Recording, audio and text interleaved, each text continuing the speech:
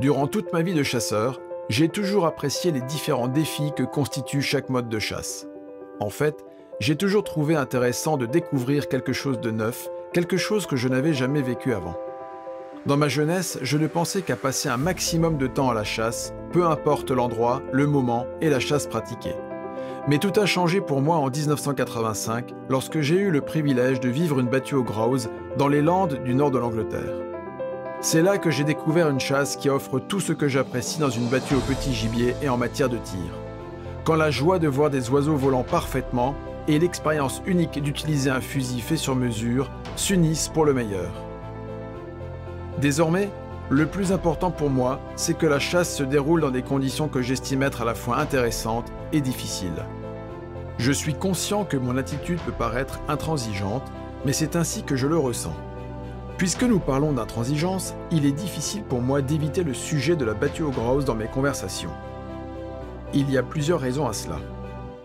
Selon les archives, les battues au grouse ont débuté en 1853, il y a plus de 160 ans.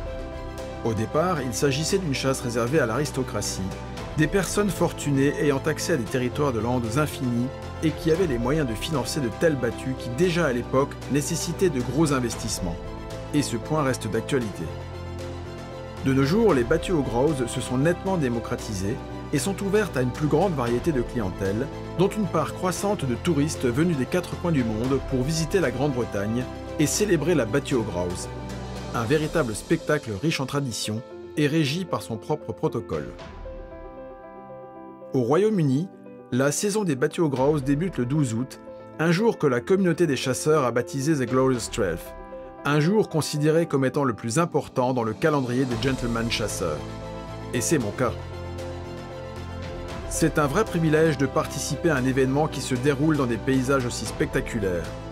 Paysages qui n'ont quasiment pas évolué depuis les premières battues organisées il y a 160 ans.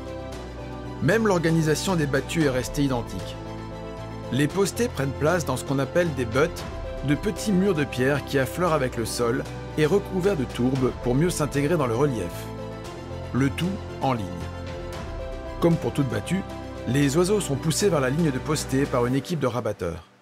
Mais avec les grouse, il y a bien des différences.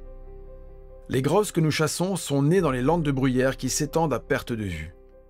Chaque battue concerne plusieurs centaines d'hectares et il faut un nombre considérable de personnes pour mener l'opération à bien. Organiser une journée de battue au grouse est difficile, un véritable défi logistique. Chaque battue couvre un territoire considérable qu'une équipe de 30 à 40 rabatteurs doit parcourir pour amener les oiseaux au bon endroit. Derrière les postés, une équipe encore plus importante de conducteurs de chiens est chargée de récupérer les oiseaux tirés. Et bien entendu, il y a les oiseaux. Les grouse peuvent atteindre plus de 130 km/h lorsqu'elles survolent les landes à basse altitude. Ces oiseaux ont tendance à faire des crochets au dernier moment, constituant un sacré challenge pour le meilleur des fusils. Expérience et entraînement ne sont pas seulement une bonne idée, elles sont un prérequis pour la réussite. Par ailleurs, la météo peut être particulièrement hostile dans ces contrées, particulièrement en fin de saison, lorsque ces grands espaces balayés par le vent ne laissent aucune chance à ceux qui sont mal préparés. Il ne s'agit là que d'un aperçu de ce qui rend la battue au grouse tellement singulière. Mais finalement, le point crucial qui rend une journée de battue au grouse si particulière, c'est peut-être juste le fait de savoir tout l'engagement humain et les efforts qui se cachent derrière, dans le but d'en faire une réussite. C'est juste une des choses que j'ai apprises à propos de la chasse et de moi-même. Si je suis capable d'apprécier le travail qui précède une journée de chasse, elle n'en sera que meilleure et j'en garderai un souvenir impérissable. Nous vivons une époque où la plupart des richesses naturelles sont soumises à des pressions insoutenables de toutes parts. En réalité, peu importe la surface des espaces naturels qui sont préservés dans le monde, il nous faut comprendre et vraiment apprécier les valeurs inhérentes à la nature et ce qu'elle constitue pour nous, de façon à lui permettre de survivre. Ces valeurs inhérentes sont l'investissement considérable que nécessite la gestion d'un territoire à grouse, de façon à offrir des conditions optimales pour les oiseaux, permettant la reproduction et l'élevage des poussins. Sans les efforts perpétuels des gestionnaires, les battues au grouse feraient déjà partie des souvenirs d'une autre époque. Il peut sembler contradictoire que la chasse contribue à préserver les espèces. Pourtant, créer les conditions de vie idéales permettant à la population de grouse de se reproduire et de générer un surplus d'oiseaux destinés à être prélevés par la chasse est un prérequis. Ceci nous permet de profiter des moments vécus dans les landes de bruyère sans mettre en péril les ressources naturelles puisque nous ne prélevons qu'une infime partie de la population.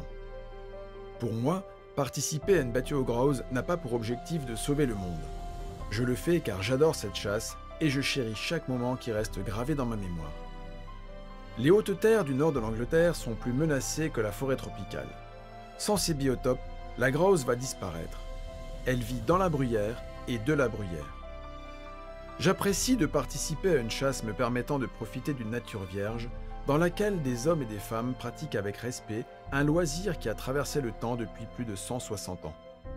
Si ces terres devaient être abandonnées sans la moindre gestion, elles perdraient leur valeur et finiraient par disparaître. Nous avons la chance de prélever le surplus que la nature nous offre, et si nous sommes assez malins pour nous contenter du surplus, il y a de fortes chances que nous puissions profiter encore longtemps de ces belles journées de chasse, bien plus longtemps d'ailleurs qu'il ne me sera possible d'en profiter. C'est précisément ce à quoi je pense quand je dis que le plus important pour moi à la chasse, ce n'est pas l'endroit, le moment ou la quantité de gibier, mais bien plus la façon dont est organisée la chasse et comment elle est gérée en amont. C'est pour cette raison que je reviens sans cesse.